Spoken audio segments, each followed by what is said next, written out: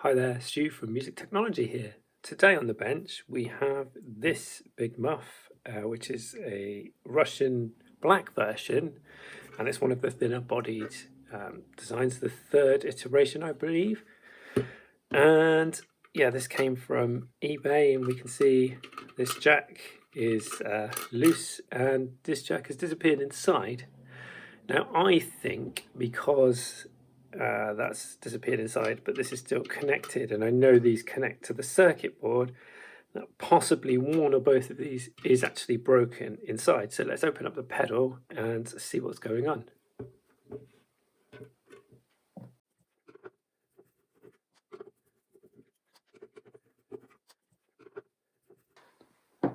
Right, so this should just come apart now, like this. Just be careful because sometimes there's wires connecting, and as I suspected, we can already see, here's a grounding wire, that this one is in fact broken, and that one isn't. That one's okay, fortunately. Let's just flip over the circuit board and just take a look at this handmade tinned circuit board.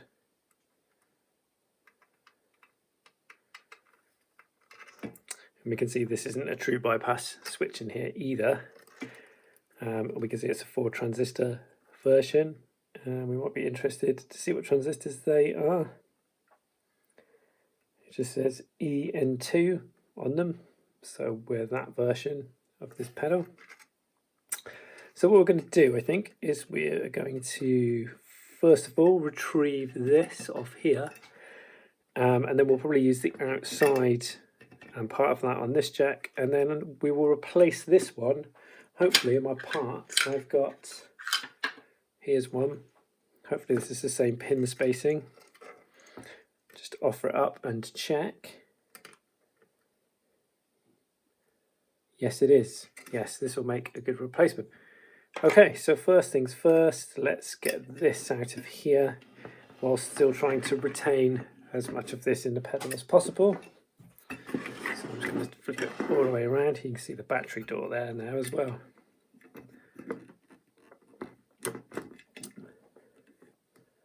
And this is going to be quite tricky to do because it's got that inside washer on it still. So off, and then I'll retain that washer there. And also this bit for our other jack. So this is a broken bit, and you can see it has actually snapped off. So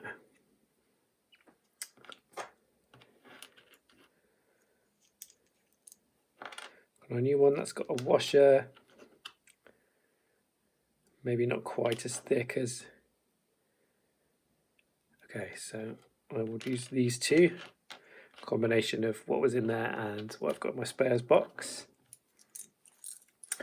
And what we're going to have to do now is to move over to the soldering station and desolder this jack here.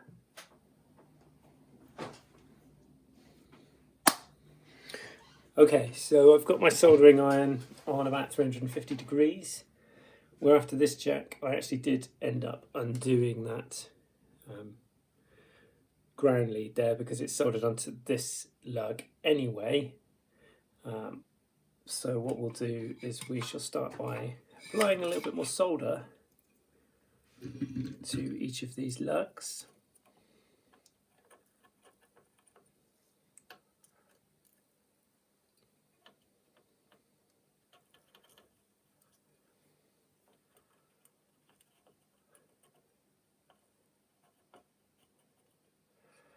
And then we can hopefully extract this lead to begin with. That'll be the first thing. So I've got to remember to put this lead back on again in a second. So I'm actually going to put that in the box, the other part of the metal box. Over there, we can see there's already a hole here in this one. So I think what I'm going to use for this is this style of desoldering tool, first of all.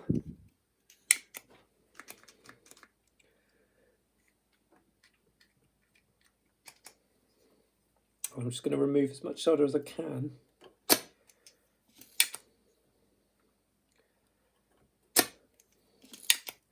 Now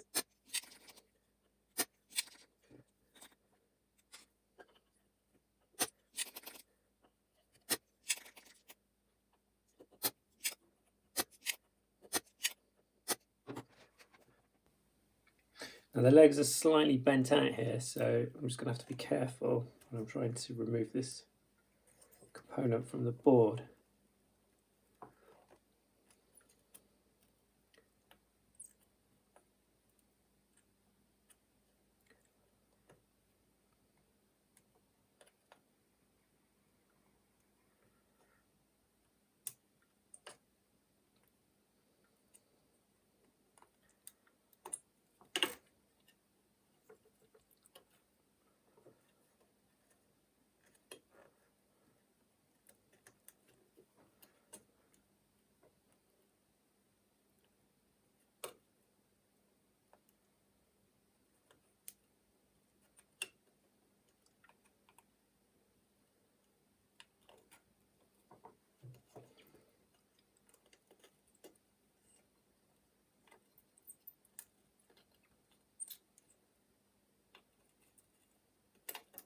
This type of work requires a lot of patience because if you force this out of the board, then you'll damage the board. Hopefully I haven't damaged the board there. I'll just let it recover for a second. It's very well made, this circuit board, and it's been tinned as well.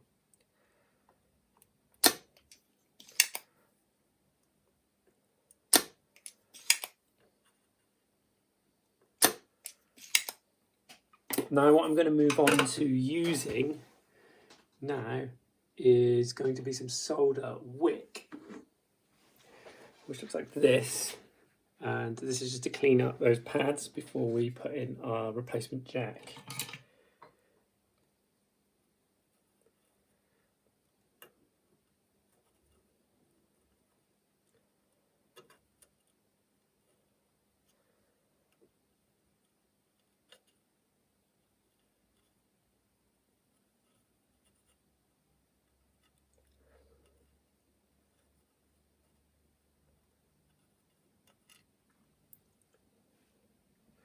So I'm fairly happy with that. They're fairly clean. You can see there's only a couple of connections there anyway, so this is more mechanical connection than anything else. So now we need to get our replacement jack. Make sure it fits first of all, which it does. Now I need some way of supporting this whilst I'm soldering, so I might bring that leg underneath there. Check everything's in line. And then I'm going to start off with this one because there's no electronic connection to it. I'm just going to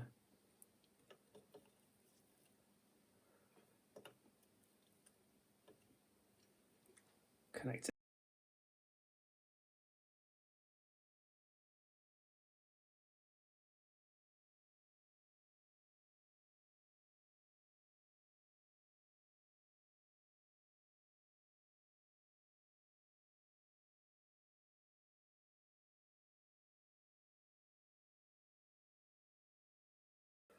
Okay, now hopefully this circuit should now work with those things, so we can temporarily connect it.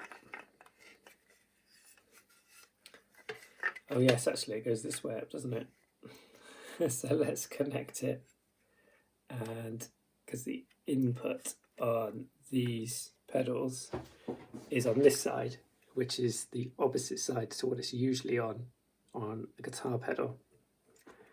Okay, for the benefit of this test, I've just got my pink and white noise generator. That's just going into the input here, and then it's going straight out of the output. And that's turned on, and it's just going to my amp over there. So first of all, let's try and bypass. So far, so good. And then let's touch the power. Okay, that sounds promising. So what I'm going to do now is just go under here, move the controls.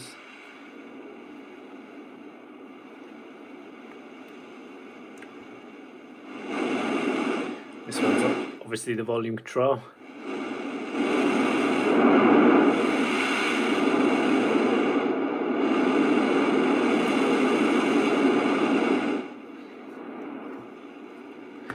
Okay, so all controls are responding. They sound like they're responding okay, so I think we're good to put this back together now. So I'm just turn off the amp, disconnect the battery, and as I've been doing this, of course, I've noticed that this battery clip is kind of broken actually. Now before we move on, I've just remembered that I didn't reconnect the ground lead, as often happens in these cases, so I'm just going to take that back on here where it came from.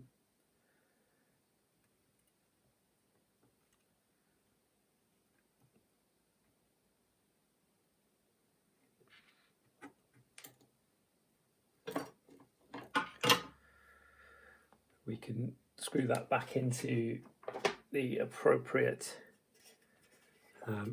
nut, which is that one. Those screws hold on the feet, of course. So somewhere, there it is.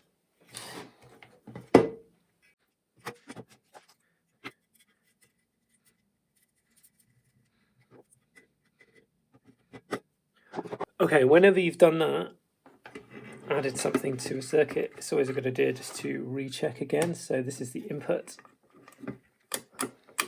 this is the output. Turn the noise on, turn my amp on.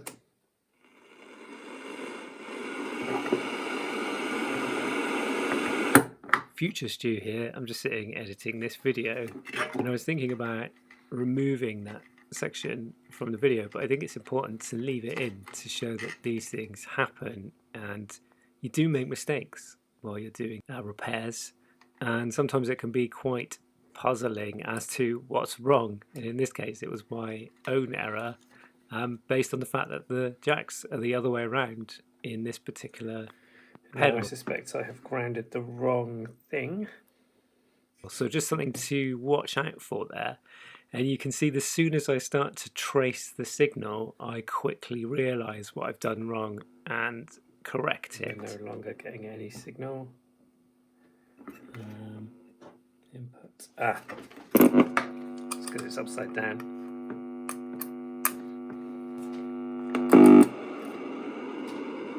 Classic.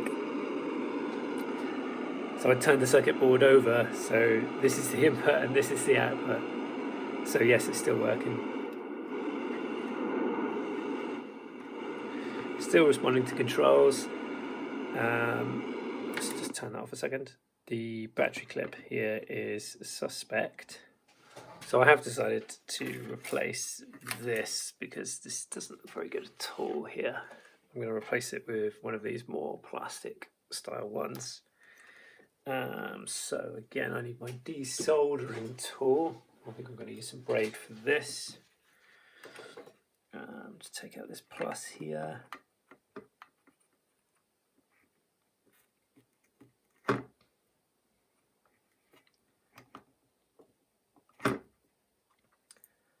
And this minus here, very nicely marked on the board.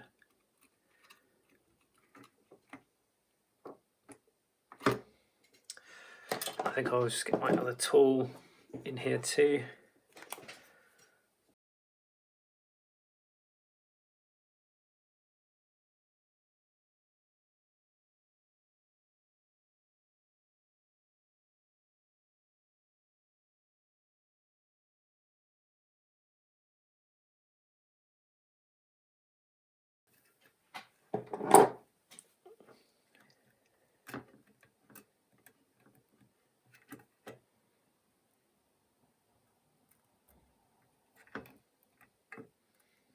It's coming, there we go.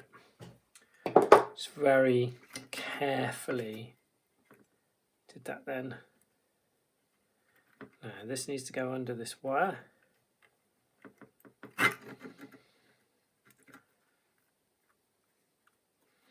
And we're taking this to here.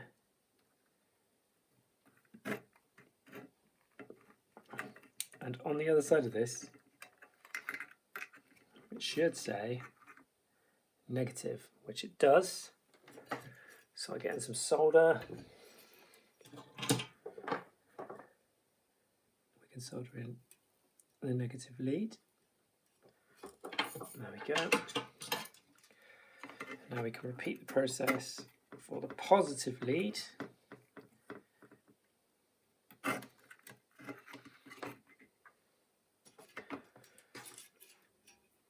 And we'll get some solder. And we'll solder that in as well.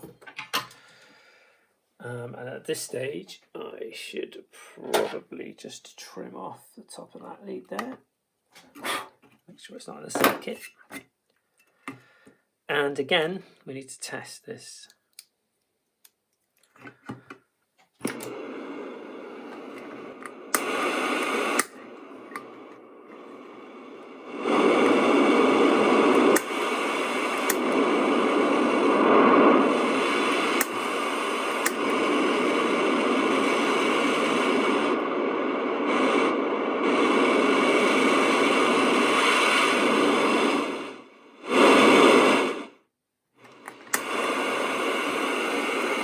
Okay, I'm happy that that's still working as it should. Now I can put this back together.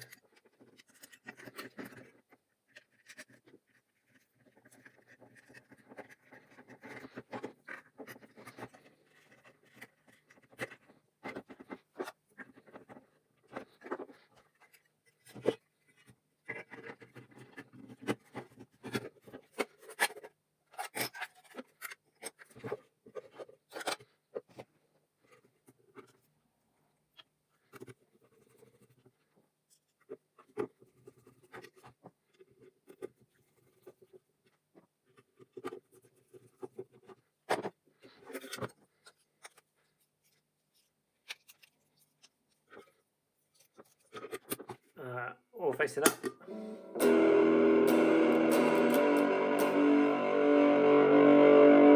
Bit more volume.